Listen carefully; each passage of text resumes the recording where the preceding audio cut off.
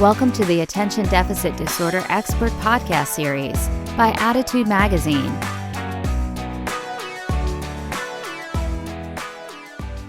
Hi, everyone. My name is Annie Rogers, and on behalf of the Attitude team, I'm pleased to welcome you to today's ADHD Experts presentation titled The Science and Power of Hope.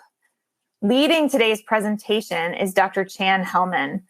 Dr. Hellman is a professor at the University of Oklahoma and director of the Hope Research Center.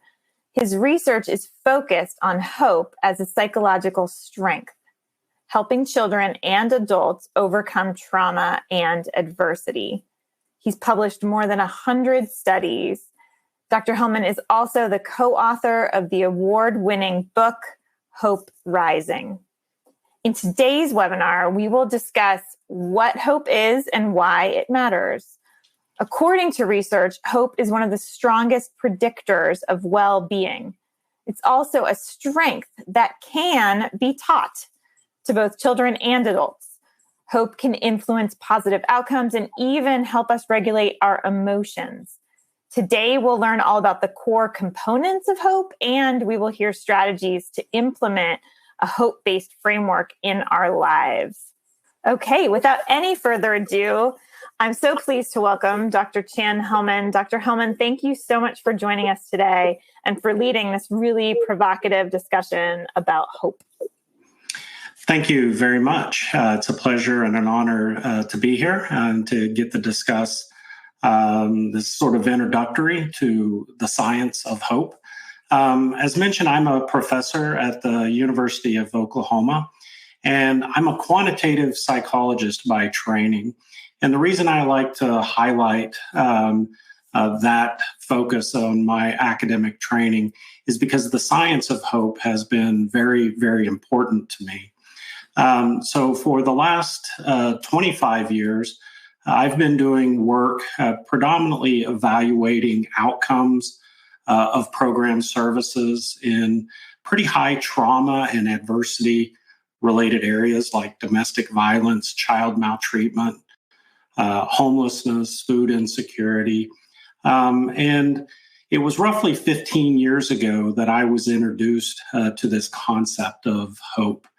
And 15 years ago, I was invited to conduct a housing needs assessment for an organization. And this organization provides services to those living with HIV and AIDS. And I was fortunate enough to get to meet a young man who was 19, a young man named David. And David and I had about a 7 or 8 minute conversation that changed my life both personally and professionally. David shared with me, of course, that he was 19 years old, but more specifically that 3 months earlier, he learned that he was HIV positive. Now, when David shared this with me as a psychologist, but also as somebody who evaluates programs, the first thing that came to my mind was what must be wrong. Given the adversity that he was experiencing, I began to think about things like depression and anxiety. As I continue to talk with this young man, he shares with me that 2 weeks earlier, he had disclosed to his parents that he was HIV positive. They'd kicked him out of the house, and he had spent the last 2 weeks homeless in downtown Tulsa, Oklahoma, where I live. Now I'm listening to David at this point, and I'm also thinking about social isolation and, all of these adversities that he's experiencing. But in that moment, David shifted the conversation. And as I mentioned, he changed my life both personally and professionally. In particular, David began to talk about the future. He shared with me that while experiencing the adversity associated with being newly unhoused, trying to survive during this time, he had also made his way to the local community college. He had met with an academic counselor, had enrolled in his first semester of courses, and declared a major. And it just struck me in that moment, 15 years ago, that I'd spent my entire life focused on this idea of what's wrong with you as a psychologist, understanding the adversity that individuals experience and the psychological impact that that typically has. But what David shared with me is that there's probably a better question. And that question is, what is right with you? What is the strength that David possessed? What is the strength that could be nurtured, that could help people navigate through trauma and adversity? And that was really my introduction to this concept of hope. And I've spent the last 15 years dedicating my life to understanding what is hope and why does it matter in our lives.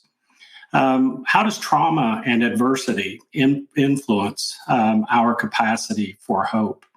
And then more importantly, what are the simple strategies that individuals can use to nurture and restore hope in children, adults, and families? So today I'm going to discuss really a summary of the last 15 years of that research and work. This research has culminated into a curriculum and a training that we use to work with state agencies, with nonprofit organizations, with school districts, in an effort to promote the science of hope, where hope is not the outcome, but well-being is always the outcome, and hope is the process. So one of the things that I'll try to navigate through today in our time together is to demonstrate that hope is a framework for action. Hope and the science of hope gives us very simple strategies to nurture well-being in children, adults, and families. Now, on this particular slide that you can see are typical responses that people might have when experiencing adversity or trauma. So, for instance, one of our publications demonstrates that when somebody is experiencing adversity, it reduces their capacity to trust others. We also look at things like shame, guilt, rumination. And one of the things that we find is that these things, these experiences to adversity, reduce our capacity for hope. So one of our recent publications demonstrates that that adults, when they were children and experienced tremendous adversity, experience a higher rate of ruminating on the past, which diminishes hope. So the work that I've been focused on and the curriculum that we're working towards is really about how do we interrupt these trauma or these types of psychological responses to nurture and restore hope. Now, my personal philosophy is that everybody has a role to play in nurturing hope in children and adults. And so what we want to make sure we're doing is creating strategies that are accessible to everybody, to teachers, to parents, to coaches, to youth ministers, but to everybody who has a role to play in the lives of children and families. So I'm going to go ahead and get started. What I will tell you is that I'm going to periodically ask you some questions to get you to reflect and perhaps participate or engage a little bit in the conversation. But the basic idea is we're going to look at what is hope and some of the basic strategies around nurturing this hope. So the first thing I would like for you to think about is when you hear the word hope, when you think about this word, what comes to mind? What do you associate with hope? And feel free to put that into the chat or the question area if you can. But typically, some of the things that I'll hear are future, things can be better. Positivity, for instance.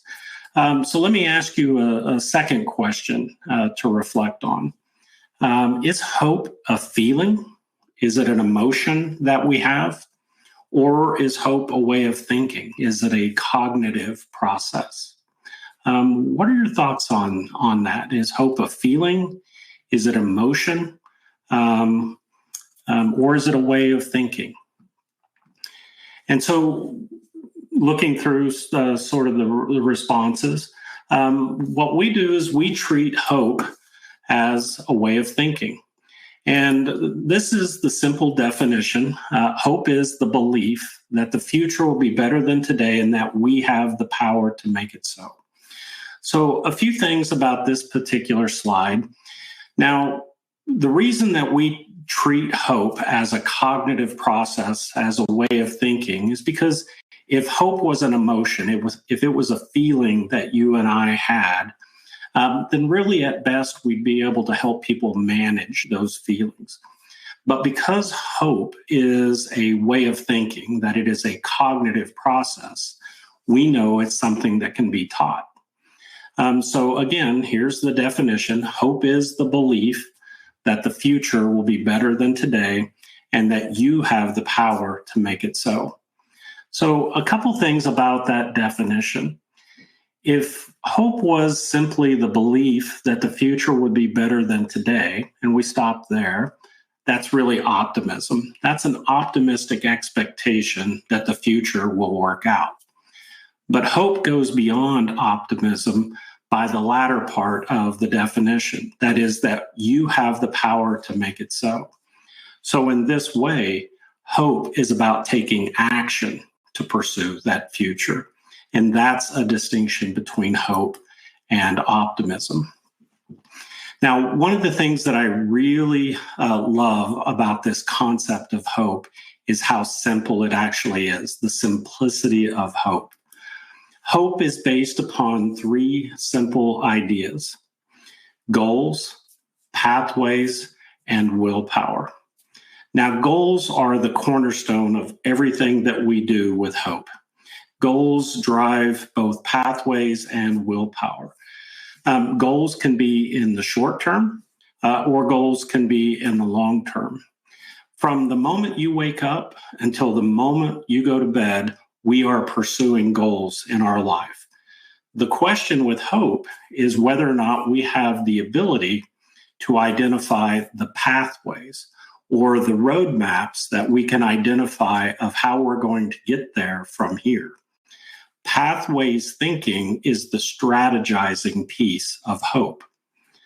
Pathways also includes the ability to identify barriers and to engage in the problem-solving process to overcome those barriers or to find alternative pathways. So again, pathways thinking is the strategizing piece of hope. Willpower is really the motivational piece of hope. It's the ability to focus your attention and intention towards those pathway pursuits. So it's really about focusing the mental energy required to engage in pathways, especially during times of adversity. So again, goals, pathways, and willpower. And I'll talk more about these three concepts. Now, when I was visiting with this young man, David, and I came back to the university, and I was really reflecting on what this young man had shared with me, because I had never really thought about the concept of hope before. I'd spent my entire career focused on things like depression and anxiety and isolation. And how do we not only identify those things, but to effectively reduce those? And that is critically important. It is absolutely important. So I want to make sure that we understand that what I'm not advocating is just this positivity that everything, will work out, or we just need to have hope. What we really need to make sure is a more balanced perspective. That is, well-being is more than the reduction of what is wrong with you. While the identification and reduction of depression is critically important, the reduction of depression is not happiness.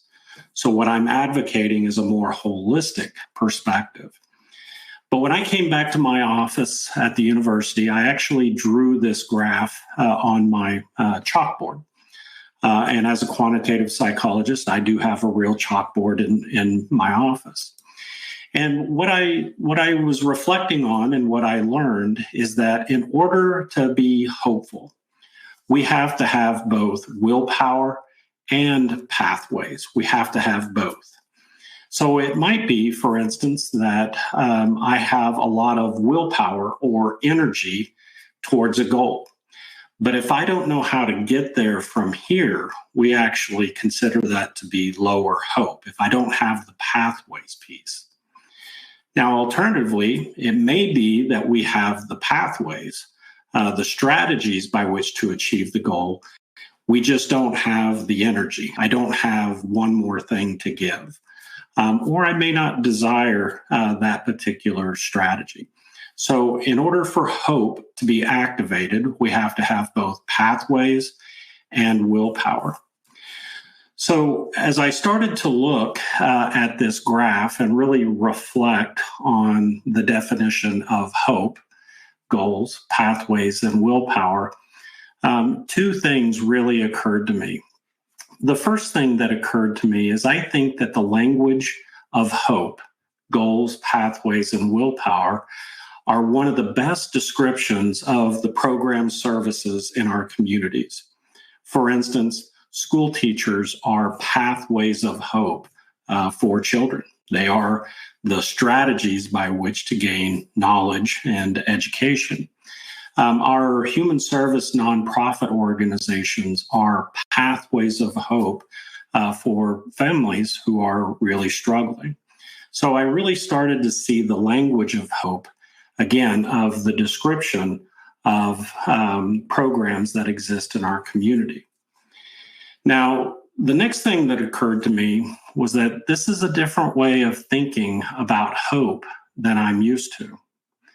So let's, for a moment, just think about what are some common phrases that we use the word hope. So let's say that you and I pass each other in the hallway. What are some common phrases that we use the word hope? Things like, I hope you're well. I hope you have a great day. Now, I'm in Oklahoma, and so one of the things that's pretty common for us is to say things like, well, I hope there are no tornadoes today. And so when storms come in Oklahoma, which is fairly frequent, I get a lot of willpower. My energy and focus really emerges. And so when I say this word, I hope there are no tornadoes, I certainly have a lot of energy towards that, a lot of willpower. But do I control the weather? Do I have any control over whether or not tornadoes will exist? And the answer is, of course, I don't. And so at this point, what I really want us to understand is the distinction between hoping and wishing. Hoping and wishing. Wishing is when we have a desire for a particular outcome, but there's nothing that we can do to pursue that outcome. Hope is about taking action to pursue the goal. Wishing is passive towards the goal. And this is a really important distinction because most of us use the word hope when what we really refer is a wish. And so outside of this webinar, for instance, you might afterwards go and mention that you listened to this hope talk. And it's important to understand that the people that you're talking to are going to interpret that of, oh, you went to a wishing webinar. And so it's really important for us to understand and to communicate that distinction. Hope is a framework for action, goals, pathways, and willpower. Now, why does it matter? Why does hope matter? So there are over 2,000 published research studies that demonstrate that our capacity to hope is one of the strongest predictors of well-being for children, for adults and families. Excuse me.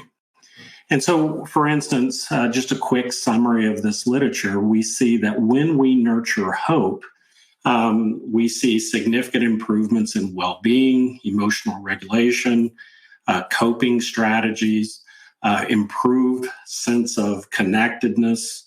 I've researched improved parent-child relationships around hope.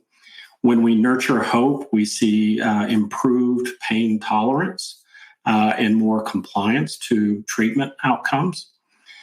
There's a really robust body of evidence in education that is very interesting. And it demonstrates that when we nurture hope, we see significant improvement in attendance, grades, graduation rates, improved social emotional learning and engagement. There are now a number of publications at the university level that demonstrates that a child's capacity for hope is a better predictor of first-year college performance than standardized testing or high school grade point averages. Hope matters in this context.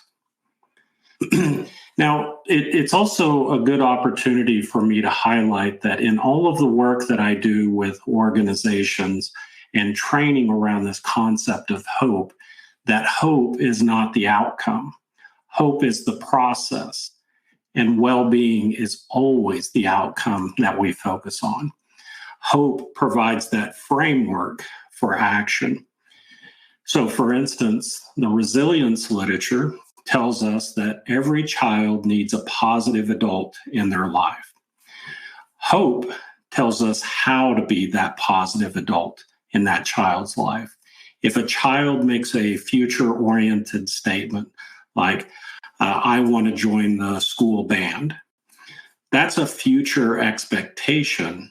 And so now it's time for us to help that youth engage in the pathways, strategies by which to achieve that goal. Again, hope is a framework for action. So one of the things that I'd like to spend a little bit of time on is to think about how does trauma and adversity influence our capacity for hope. And so this is what we've been studying and looking at other research literature. But this is a specific interest of mine and at the university's Hope Research Center. And this first bullet, to me, is probably one of the most profound discoveries that we've learned. And that is when you and I are experiencing adversity, we are much more likely to set goals that are avoidant in nature. But when we nurture and restore hope, we see a transition towards an achievement mindset. Let me give you a quick example of the differences between these. So imagine that a basketball player steps out on the court and their mindset is, I want to get the ball and shoot the winning shot for the team. That's an achievement mindset.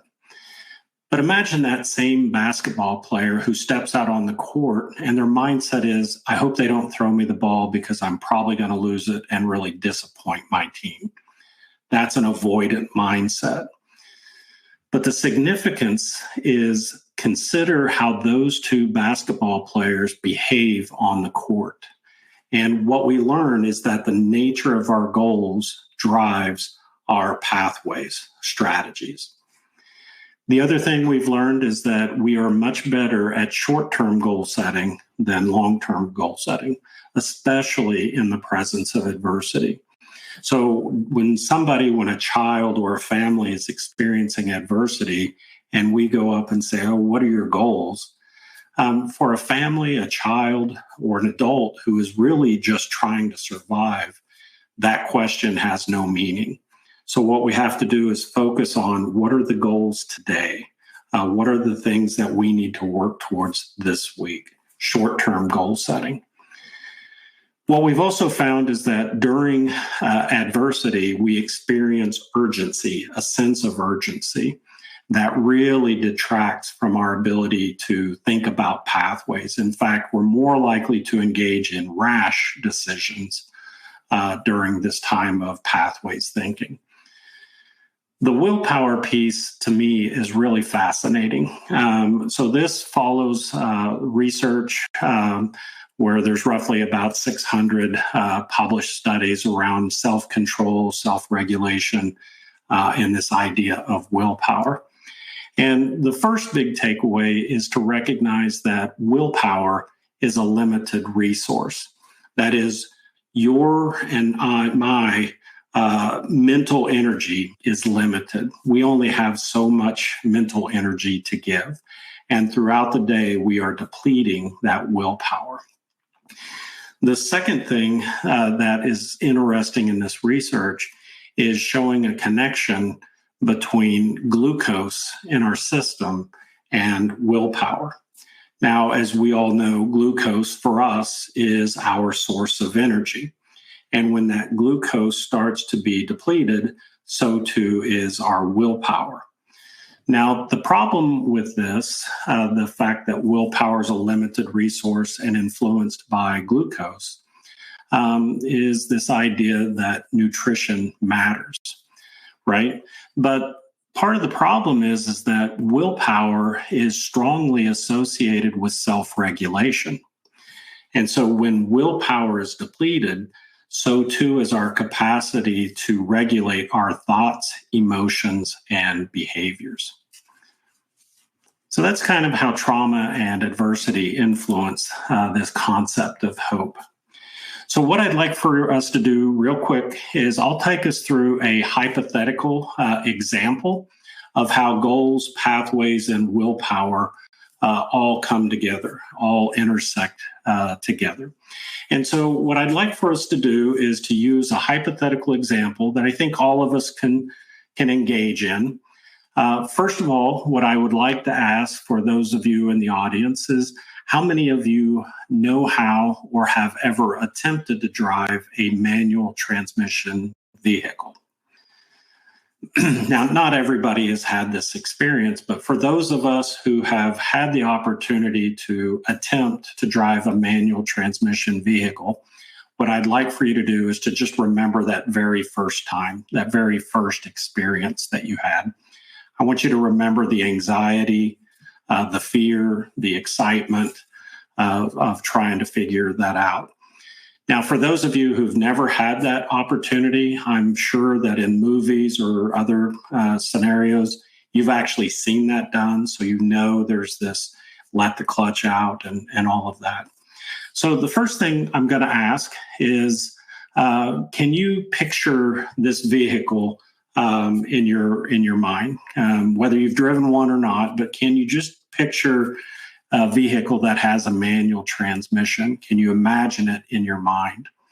Can you see the pedals on the floor, the gas, the brake, and the clutch? And can you see the gearbox? Can you imagine yourself sitting in the driver's seat? And then ultimately, can you just imagine, even if it's luck, can you just picture and imagine that you're driving down the road? And in our training, in our curriculum, this is part of a guiding principle that imagination is the instrument of hope. And a big part of goals, pathways, and willpower is that we have to help people cast a vision of what the future is going to be. We can set the goal, but let's begin to cast that vision of what success is going to look like. That is going to elicit the willpower to engage. All right, so we're going to drive this manual transmission vehicle for the very first time. And I'm going to put two small pieces of adversity into this hypothetical scenario. First and foremost, you're parked uphill. You're parked facing a fairly steep incline, so that when you let the clutch out, you have to go up this hill. The second small piece of adversity, there's a brand new BMW parked immediately behind you. So whenever you let this clutch out, you've got to go uphill, and you've got this brand new BMW parked behind you. So in that moment, as you start to let the clutch out, going uphill, brand new BMW behind you, as you slowly let that clutch out, What I want you to think about is, what is your goal in that minute? And oftentimes what people will tell me is, don't hit the BMW, don't stall the car. Now, what I want you to understand is that that's an avoidant goal. And so it's just natural for us when we're in stress and adversity to go into this avoidant space. What I also want you to recognize is not hitting the BMW is a good goal, okay? In that moment, it is a good goal. The problem is, where is it coming from? And it's coming from a sense of fear and uncertainty. So we don't want to stay there. So let's say you let the clutch out, you stalled the engine, you didn't hit the BMW, but you killed the engine. So our immediate reaction is going to be things like, oh, I can't do this. I'll never be able to figure this out. And this is the self-talk of a lower hope scenario. But what I also want you to recognize, for those of us who've had this experience, is why we didn't give up. And why we didn't give up is because we desire the goal. We wanted to drive. And this is really important because we have to recognize that it's their goal, not our goal for them. They have to desire the outcome. So let's say that you start the car back up, you let the clutch out, and you lurch uphill. You're successful. You're driving. So the third time you get in the car going uphill, you let the clutch out and you kill the engine again.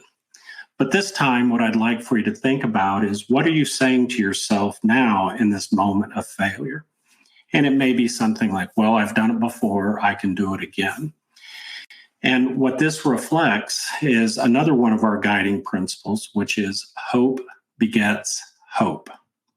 Hope begets hope.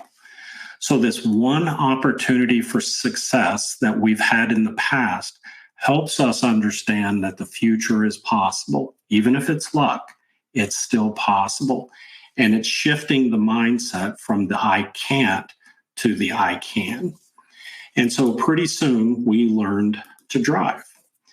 Now, this is the pathways component. And so the next piece is, how well can you manage your willpower? And what we have to understand is, and we have to remember, that when we're first letting that clutch out, it requires all of our attention. We have to be able to focus all of our energy on that process. The problem is that willpower is a limited resource. And so oftentimes people are experiencing all of these detractors that detract our capacity to focus our willpower on those pathway pursuits. And this is how hope starts to get interrupted. All right, so one of the things I'd like for you to reflect on, I ask this question at every presentation I give, but and if you don't mind, please type it into the comment box. But what is the opposite of hope? What is the opposite of hope? And I've asked this question in all over the United States and various countries that I've been to, and the response is typically the same. And that is, oftentimes people will respond despair, that despair is the opposite of hope.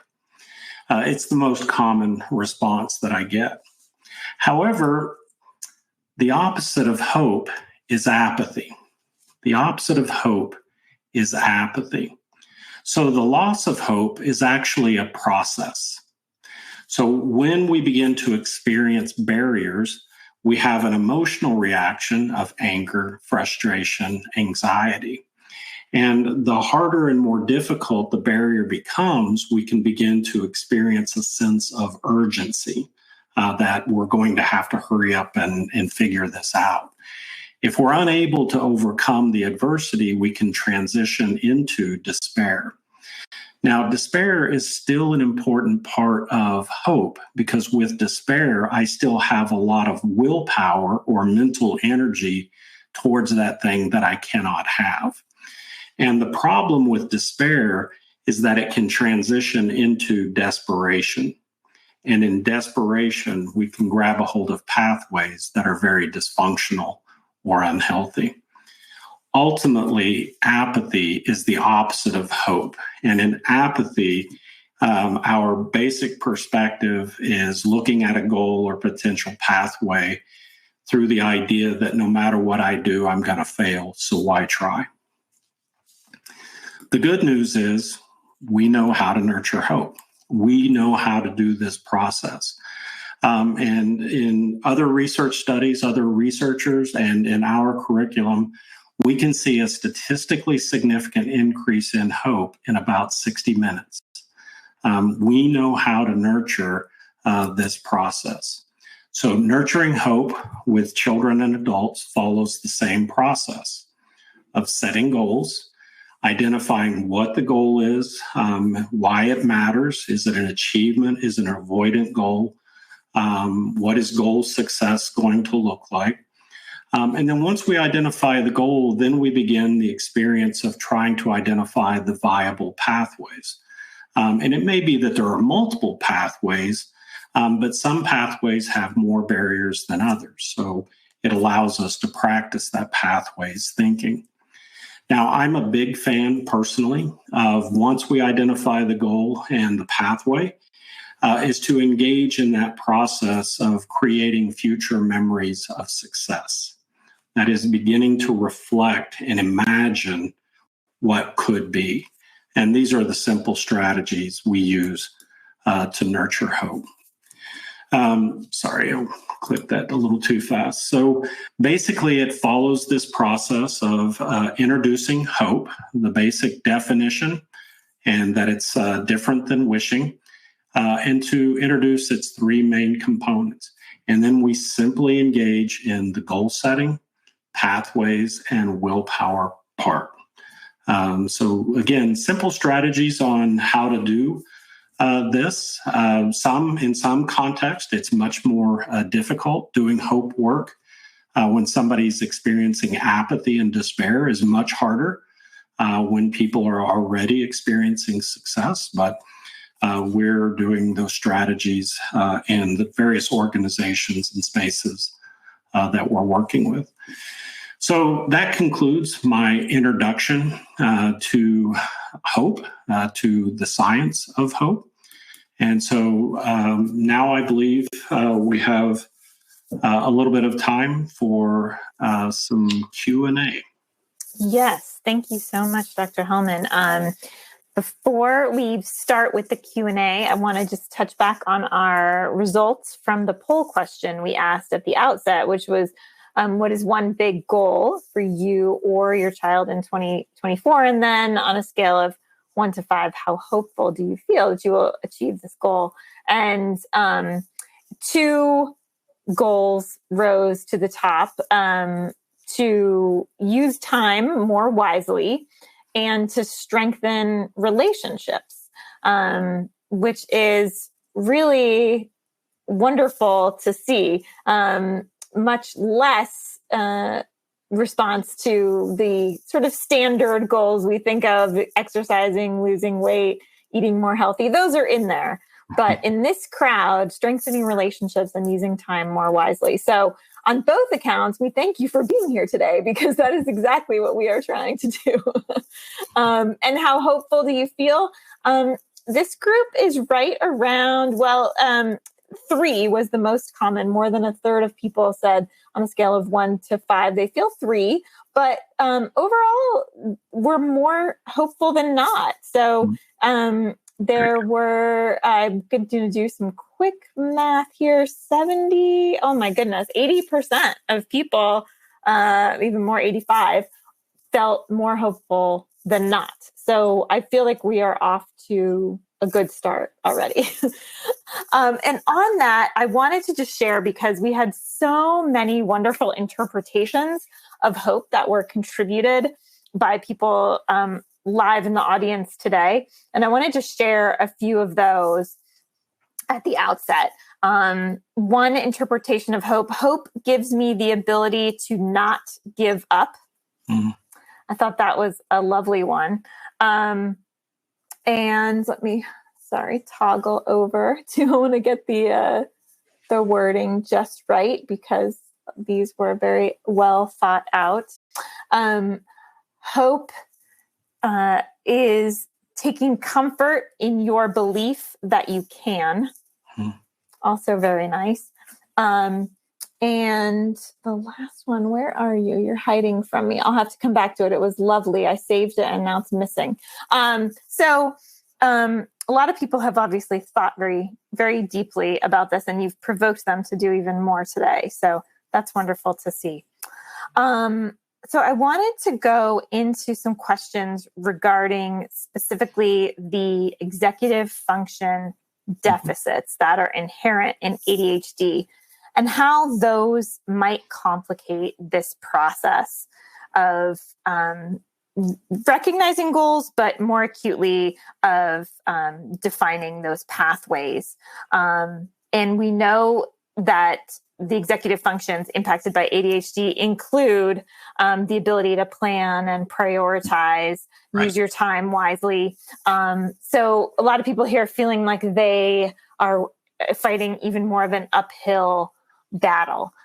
Can you, in your experience working with different populations, offer some insight into how specifically the neurodivergent brain might approach that part of the puzzle? Sure. So there's not quite as much research on hope in this context of ADHD. However, the research that does exist is really in two spaces. One is when we nurture hope, we see improvements in coping strategies. We see improvements in self-esteem, some reductions in depression and anxiety. Some of the common sort of reactions to a life of kind of that adversity in our systems that push back against that. There's also a little bit of a body of research of really doing hope strategies for caregivers and really making sure that we nurture hope. Because one of the things that I firmly believe in, it's a kind of a Brene Brown moment, but you can't give what you don't have. And so it's really important, I think, for parents, for caregivers, grandparents, teachers, that we have to nurture their hope as well in this space. Now, with this idea of executive function, clearly very important. I'm actually involved right now in some brain scan studies. We've got a little over 6,000 brain scans around hope and the location of the structures of the brain. Clearly, it's going to be in the prefrontal cortex, and in particular, some areas where we see hope activated. It actually mitigates where anxiety is actually fired. So a little bit of brain research there. Now, the issue of issues of planning, impulse, self-control, those kinds of functions leads us into figuring out some of those strategies to create environments that are conducive to not being overwhelming of all of the different distractors. So, thinking about the environment or the built environment as a way to nurture hope.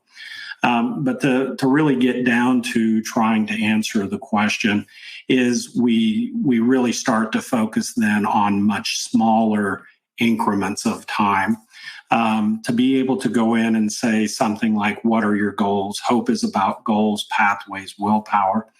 And in my brief presentation, I talked about hope in a global fashion.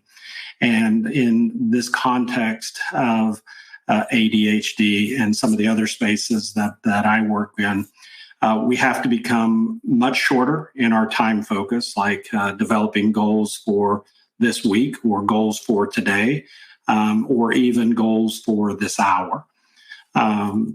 Now, we may also need to get even more specific of goals in the context of, say, family, goals in the context of work or education or health. So getting domain specific.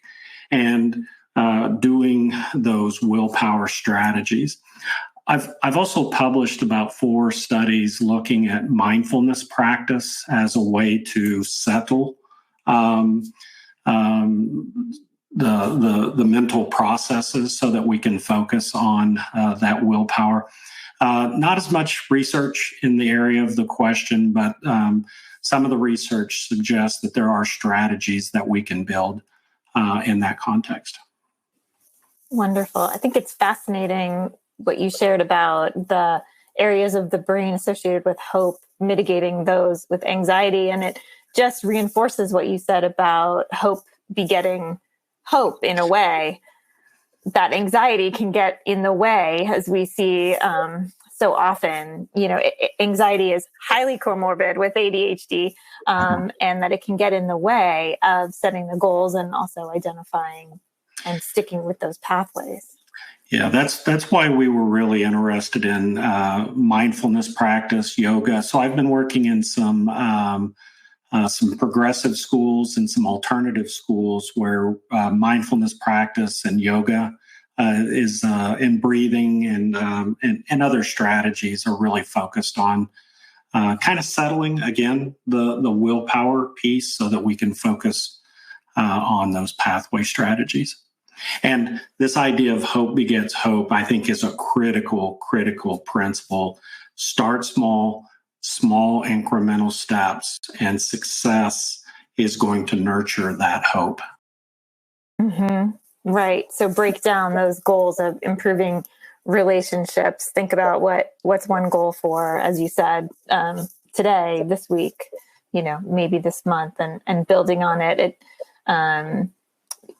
It builds on what you shared, that experience of success makes success more likely as you move forward. And a number of people wondering about if the overlap with the growth mindset as opposed to a fixed mindset, something that I think that several educators in our audience today are asking about. And if there's overlap here with the two, and anything that educators can take away. I feel like they've been working a little bit more in promoting a growth mindset, and wondering if that will have an impact on hope in education. Yeah, so I start to look at the existing curriculum, for instance, growth mindset perspective. There are a number of other curriculum strategies, and those, from my perspective, are pathways really to goal attainment. So, when I work with teachers or case managers, counselors, others, it's really starting to look at the idea that the language of hope is a pretty good description of some of the things you're already doing.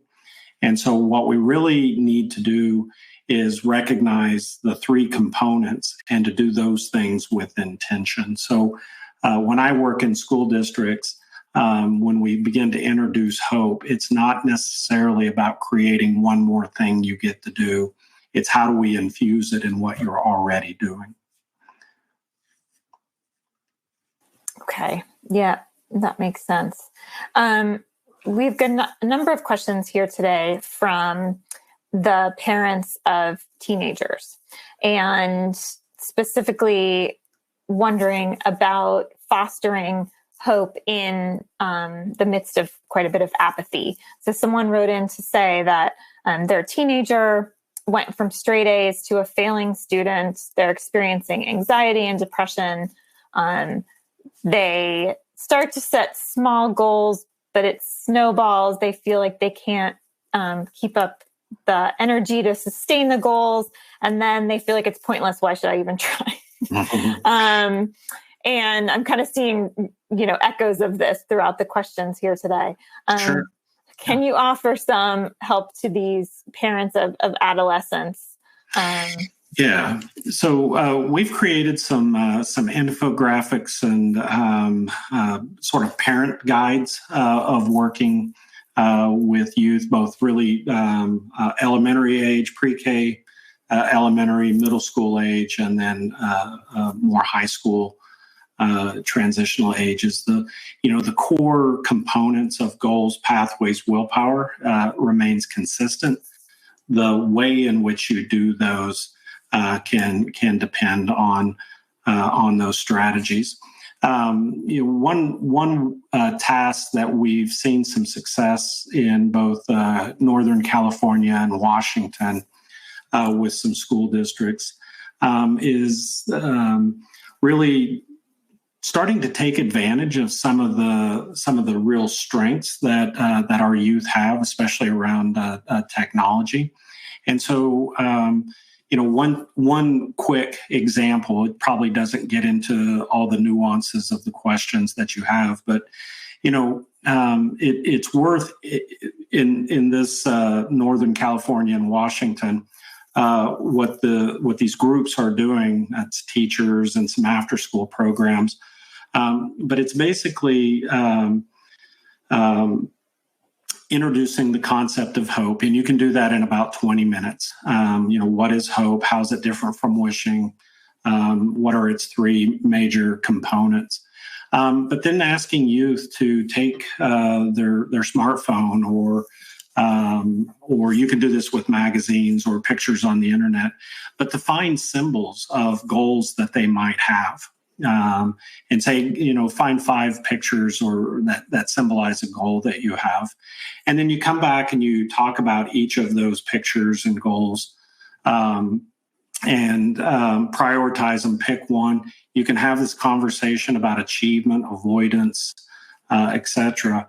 And then go and have up to 3 pictures that may symbolize pathways to the goal that they chose. And maybe write a couple of sentences about how that picture is a symbol to the pathway. Do the same thing with willpower. And at the end, you have a graphic display of hope, goals, pathways, willpower that is picture a framework. So, the idea is that goals, pathways, and willpower is the process. What we have to do is figure out the strategy that connects with the youth that we're working with. And we have to remember that it's in the context of their goals. Now, I will tell you that I do a lot of work with foster youth and adjudicated youth and juvenile affairs. And that apathy and despair really changes the nature of these conversations. It is not a one-time conversation. It's not a 5-minute conversation. It's goals, pathways, willpower. And as parents, be attentive to future-oriented statements like, I would like to X, or listen for those future orientation statements, and then begin to have conversations about pathways. So it's just those really small incremental pieces of the conversation. We are actually seeing really significant improvements, and I'm personally interested in despair and apathy in my research. Mm-hmm.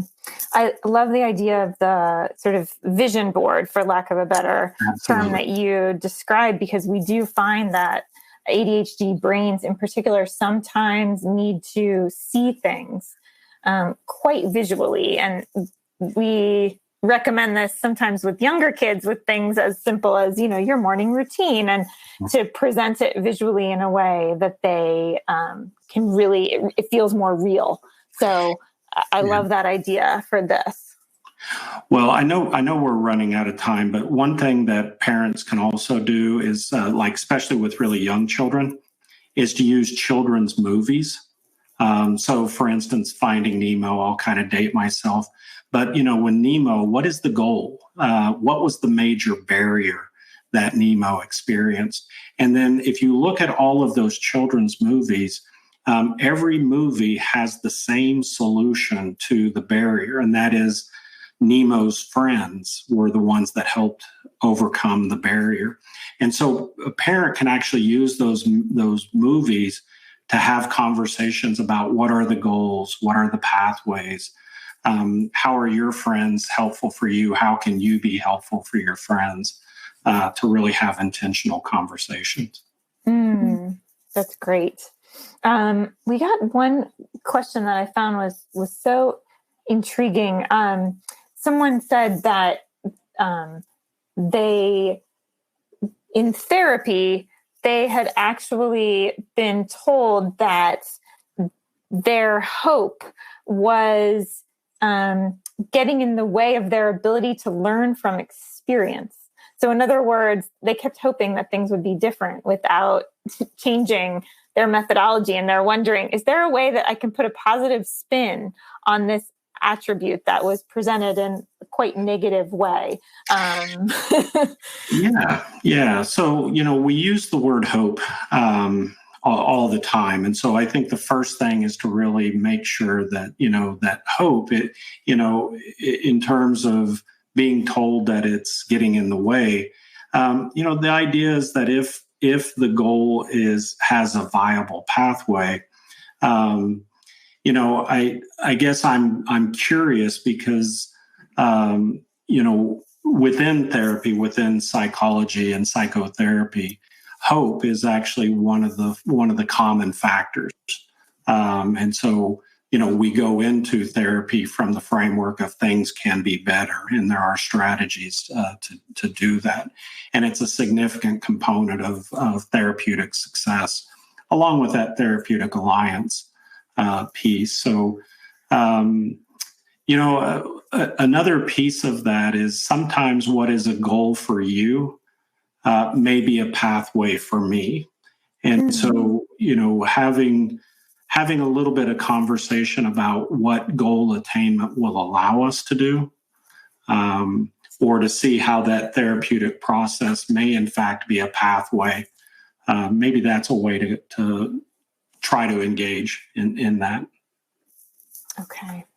Wonderful. I do want to wrap up just reminding everyone that Dr. Hellman does have a book that goes into much greater depth on the topic called Hope Rising.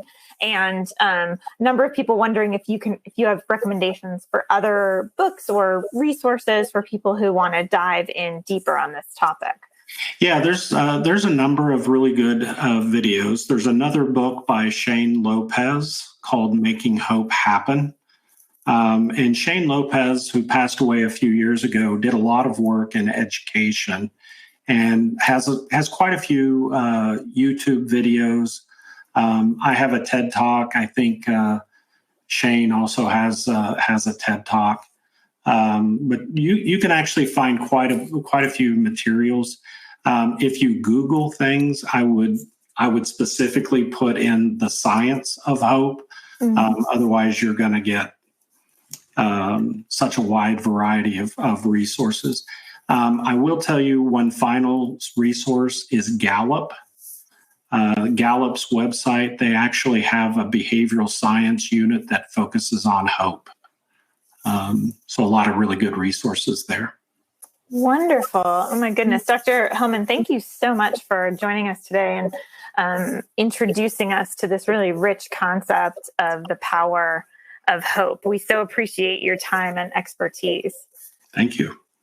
And I want to thank everyone who joined us today. Your comments and feedback were very much appreciated and really helped to steer this conversation. If you would like to access event resources from today, visit attitudemag.com, search podcast 486, or just click on the episode description wherever you stream your podcasts.